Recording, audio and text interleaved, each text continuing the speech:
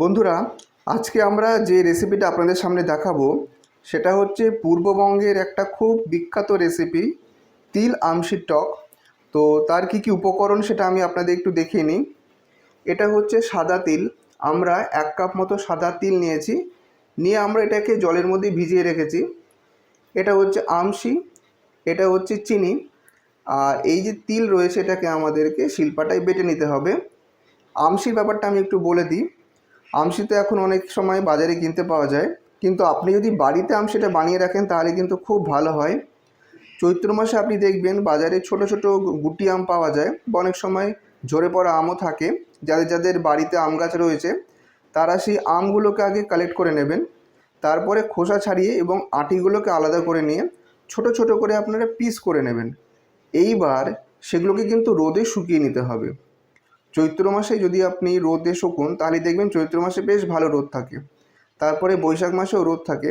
তো তাতে কি হবে, আপনার আমশিগুলো কিন্তু ভালো শুকিয়ে যাবে, এবং যতটা শুকিয়ে যাবে ততটাই কিন্তু এই তিল আমশির টক টেস্টি হবে।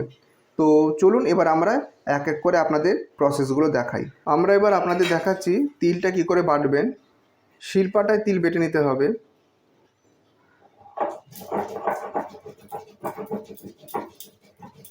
একবারে কিন্তু বাটা হবে না, 2-3 বারে আপনাকে বাড়ি বাড়ি এটাকে কিন্তু বেটে নিতে হবে যতক্ষণ না ফাইন হচ্ছে। দেখুন আমাদের তিল বাটা হয়ে গেছে। এবার আমরা উপকরণগুলো নিয়ে নিয়েছি। এখানে তিল বাটা, এখানে চিনি, আর আমশিগুলোকে আমরা গরম জলে ধুয়ে নিয়েছি। দেখুন বেশ নরম হয়েছে। এবার আমরা কড়াইতে একটু জল গরম করে নেব। চিনির পরিমাণটা আমি বলে দিই, সেটা হচ্ছে আপনারা যেরকম মিষ্টি খেতে চান সেরকম চিনি দেবেন, আর যারা একটু টক খেতে চান তারা চিনিটা একটু কম দেবেন। সেরকম মতো আপনি অ্যাডজাস্ট করে নেবেন চিনিটাকে।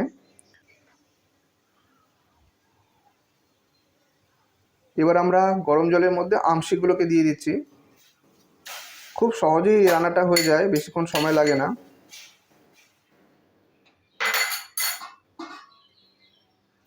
এবার আমরা আমশিগুলোকে ঢেকে রাখছি কিছুক্ষণের জন্য।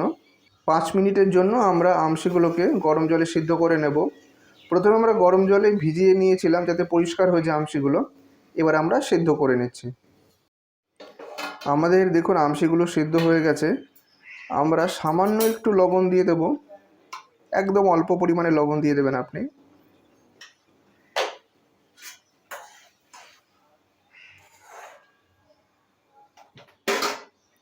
এবার আমরা তিল বেটে রেখেছিলাম সেই তিল বাটাটা দিয়ে দেব।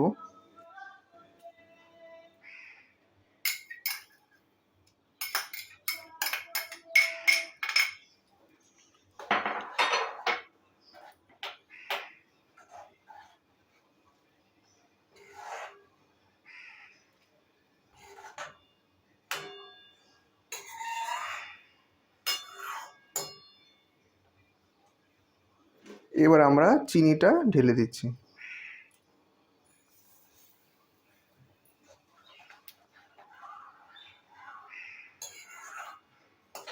সব কিছু মেশানো হয়ে গেলে আমরা 10 মিনিটের জন্য আবার এটাকে ঢেকে রাখবো।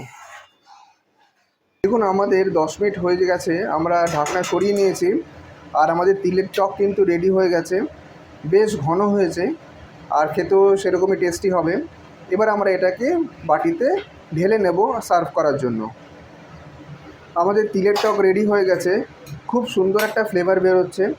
আপনারা বাড়িতে ট্রাই করবেন আর আমাদেরকে কমেন্ট করে বলবেন কেমন লাগলো। এই দেখুন, আপনি কতটা পরিমাণে করবেন সেই মতো কিন্তু আপনি উপকরণগুলো নিয়ে নেবেন। আমাদের তিলের টক কিন্তু রেডি হয়ে গেছে। আপনারা প্লিজ আমাদের চ্যানেলটিকে সাবস্ক্রাইব করবেন আর কমেন্ট করে আমাদের উৎসাহ দেবেন।